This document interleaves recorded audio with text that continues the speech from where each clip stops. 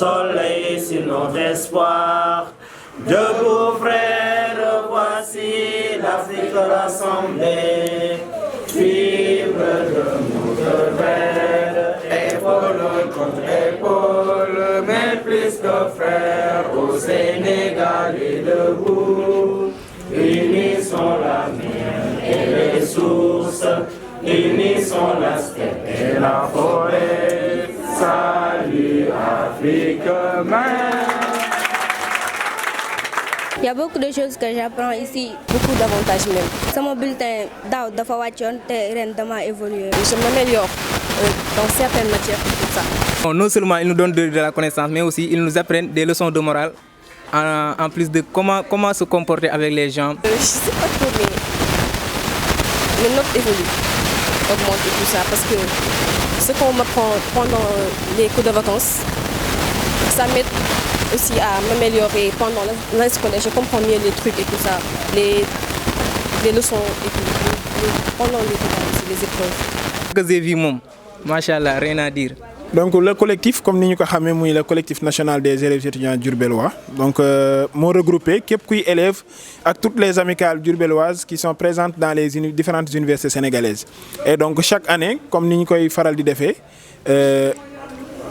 collectif bi day organiser ay cours de vacances fini def ko ci élèves yi jël étudiants yi ñu ñëw encadrer élèves yi vraiment pendant 45 à 50 jours voire même des fois peut-être 2 mois fini cette année depuis daaw ñu ngi fini Assane Ndiaye.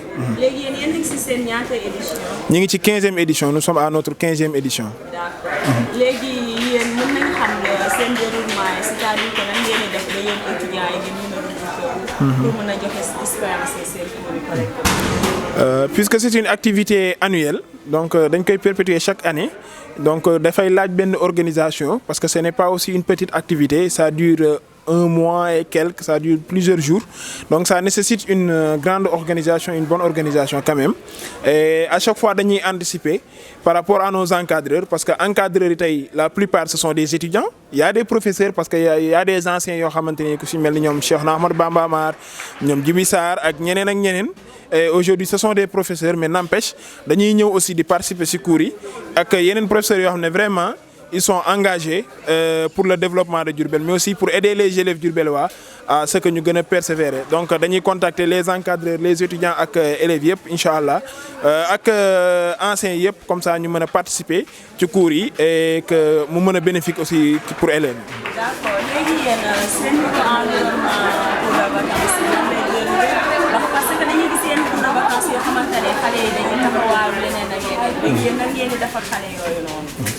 Donc comme on a l'habitude de le dire, hein, on dit que le collectif national des élèves étudiants diourbellois est une structure légitime et très responsable. Et je pense que cette responsabilité-là daf ñu interpeller carrément, surtout que da nga war a gérer ay élèves li ñuy xaw a dimbali nag ci lu bari mooy la plupart jaaroon nañ fii jaar nañ ci élèves ñenn ñi ngi enseigner et donc organisation expérience bi aussi moo ñuy aider mais bu ñu dikkee ni ñuy def aussi ce qu'on fait d'abord mooy jéem a responsabiliser élèves yi expliquer leen donc l'essence des cours, l'importance que ce cours yi njëriñ bi mu am parce que ñoom xam nañ ko. Aujourd'hui am nañu ñu rejoindre yàggul dara des nouveaux bacheliers, je peux citer Diarga Diop, il a la mention au bac, je peux citer Ndeye Anta, voilà, am na au premier tour des Astou Abel, machallah ñoom ñëpp ils ont la mention au bac.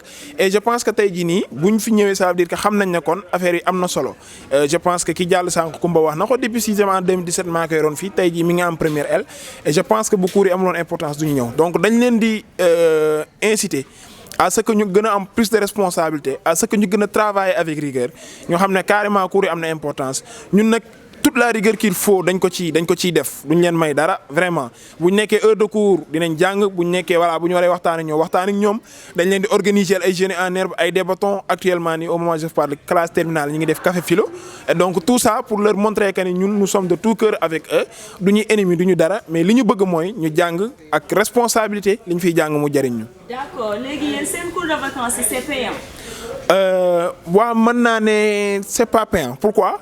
Parce que xam nga ki lay fay moom mooy ki nga xam ne chaque weer mu yëkkati jox la dara je préfère même parler de contribution bu ñu dikkee ma ne leen 2000 francs yi ngeen di inscrire c'est une contribution pour permettre ñu mener à bien les cours de vacances. Donc on leur demande 2000 francs à l'inscription, mais la mensualité est gratuite et ces 2000 francs là vraiment vont nous servir après d'acheter les matières premières et organiser aussi les cérémonies de clôture des cours, entre autres activités yoo xamante ni vraiment dañ koy def à l'endroit des élèves pour leur aider vraiment à réussir quoi. D'accord, Monsieur le Président, est-ce que cette année-ci mën nañ xam yan activité ngeen prévoir pour au cours de votre comment dirais-je de vos cours de vacances? Comme noonu day am ay activités parallèles et je pense que actuellement temps yi gis nañ annonce bi on a prévu une cérémonie de graduation boo xamante ne nii vraiment dinañ ko def le 10 septembre incha allah à l'endroit des bacheliers qui ont obtenu la mention honorer leen mais aussi étudiants yi nga xam ne vraiment dañuy exceller dans leurs universités respectives pour montrer que ne vraiment au niveau de Diourbel y a de la crème ressource am na fi. Gis nga aussi ci biir école dañ fiy def ay activités lu mel ni génie en herbe dañ koy defar booy après dafay am ay final tey jii nii terminale ñi ngi def ce qu'on appelle café philo genre thé débat la mais bon une explication beaucoup plus poussée avec le professeur, avec des invités, avec des éminents, vraiment à ce que nous puissions capitaliser le maximum de connaissances parce que c'est une matière nouvelle pour eux.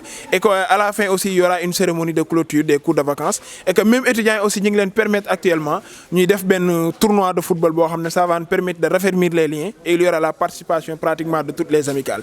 Et il y a une activité qui vraiment, nous avons envisagé, il y a des dimbali aussi muy am réussite. Yeneen yi ñëw yëpp yi ñu daan def dinañ ko def muy don de sang bi muy aussi social bi ñuy def bien vrai que suñu doole bariwut des fois sax dañu koy reprocher naan ñu yéen amu leen doole pour def social mais quand même jaamu yàlla la rek dañ ciy góorgóorlu xëy loolu mooy mën a tax peut-être buñ ëllëg buñ soxlaa yàlla dimbali ñu ba li ñu soxla ñu am ko ak yeneen activités yoo xam ne incha allah ak ay collaborateurs dinañ ci taxaw bu baax a baax.